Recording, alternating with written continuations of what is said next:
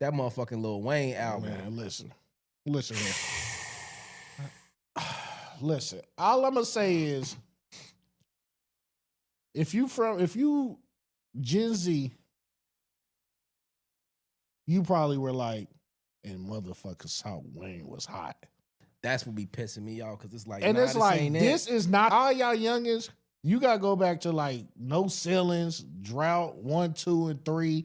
Like you gotta go back to like back when niggas wasn't getting copyrighted and fucking striked and shit. Yeah, you could just Niggas rap was off the making shit. mixtapes with other niggas' songs. Yeah. And nobody was bitching and crying about it.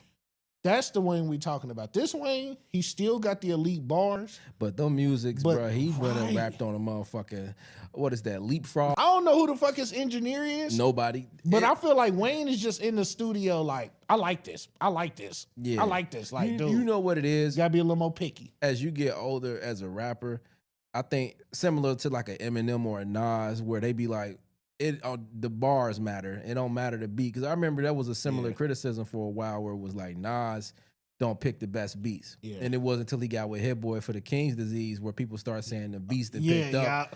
And you know, I watched the video on Vlad TV with the producer and he was disagreeing like, nah, Nas don't give a fuck about that. Yeah. Like how y'all be saying it. So I think it's the same way. Like Lil Wayne just be in the studio like, all right, whatever, I'm gonna rap on it. And I think when you such a good rapper, which Wayne and Nas are in those categories, you kind of feel like your raps can like carry the beat. Yeah. Like this might not be the best beat, but I feel like once I get the spazzing on that motherfucker, You like, forget the beat and like the words yeah, mailed in. like, and it's like, nah, Wayne, that ain't how it works. Yeah, I just think that This ain't have no cohesion. that's what I was finna say. I just feel like with Wayne first, plus even though people was complaining about Nas beats, the lyricism, the subject matter, so it'd be like a 2 out of 3. You still good with that. With Wayne, people was complaining about Wayne using too much auto-tune for years.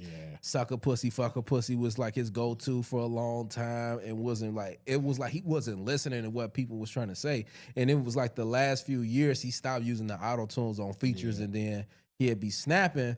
But for this album, I feel like you can't call your shit the Carter 6 and then have it just be mediocre because like this is a mainstay staple. It's like when the big artists come out with music, you got your Michael Jacksons, your Jay-Z's, whatever genre, your music is gonna be an event. Like you should know that you putting out something that's gonna add to your legacy. You can't just put out like no the bullshit. Blueprints.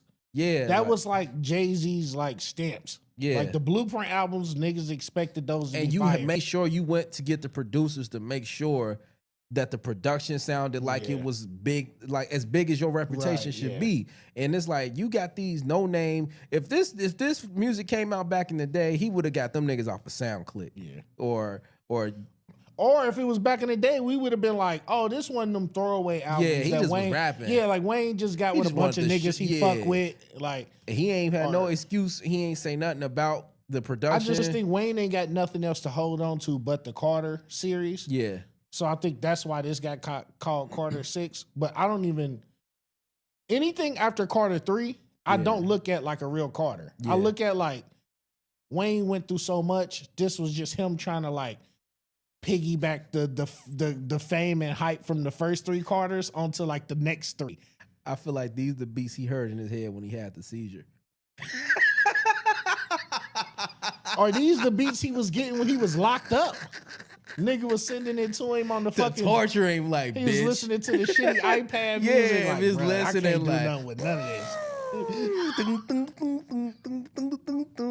Nigga, and then he started trying to genre hop and do rock and I'm like, he banking on them to hit. Like when you start hearing them type of songs, that's when they be like, "This ain't for y'all." But we didn't have a single or nothing. Like nothing was leading up to this. This like, for Kiss FM right here. Like this ain't for a motherfucker. I mean, unless he got some contract shit where it's like after he dropped so many albums, he out of his contract. Like that's the only thing I could. I'm like, this got to be like he in a slave deal with Baby. Where it's like he got to give him 10 Carters. Yeah, so he just throwing shit out. Yeah, I got to give him 10 I feel like Carters with his production, before I can leave. He got so much music, you could just package that shit up and still not call it the Carter 6 though. Yeah. You could call it, you could put like a double, triple album and fulfill your obligations. But my question is, where the Nicki feature at? Where the Drake feature at? Where all the niggas that these beats sound like these was the beats that was for like the 7th, string nigga that they signed the Young Money. I think Nicki still fuck with Wayne. Drake picked profile picture on Instagram is Wayne, Young Wayne. But I think Drake is he a phony ass nigga. He one of them niggas where he don't really fuck with Wayne for real, but he know that's his mentor and that's the nigga who kind of broke him, so he kind of like pay homage, like. But he now that everybody that found out how dirty he did Wayne, like he was fucking his bitch while he's locked up. But like, see, and it don't really matter because Wayne probably had mad bitches. That's so the what I bitch was was like say. a throwaway anyway. It's just the fact that you sniffing around.